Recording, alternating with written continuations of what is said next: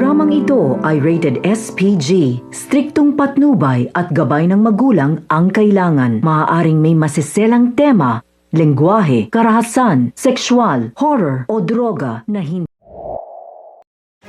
Nang dumating nga si Doc Lyndon sa Apex, si Zoe agad ang bumungad sa kanya.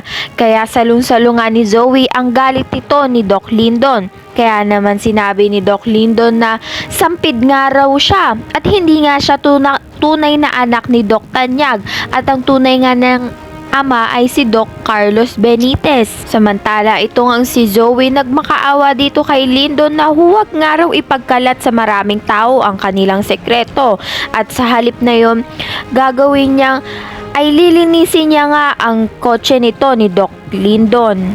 Dahil nga sa kagagawa ni Moira at dahil na rin may kasunduan sila ni Doc Lyndon, siya nga ang naglinis ng kotse nito ni Doc Lyndon.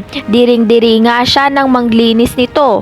Sa kabilang banda naman, lilipat na nga ang VIP patient ng Apex sa East Ridge dahil ang East Ridge lang ang may kagamitan na magpapa-opera dito sa VIP patient ng Apex. Nanghihinayang at galit na galit nga itong si Moira at nagsumbong nga rito kay Doc Tanyag. Kaya naman itong si Doc Tanyag ay tinawagan nga itong si Lynette at mag-usap nga raw sa silang tatlo sa kung anumang hidwaan at upang tapusin na nga rin nila ang gusot sa kanilang tatlo ni Moira, Doc Tanyag at Lynette.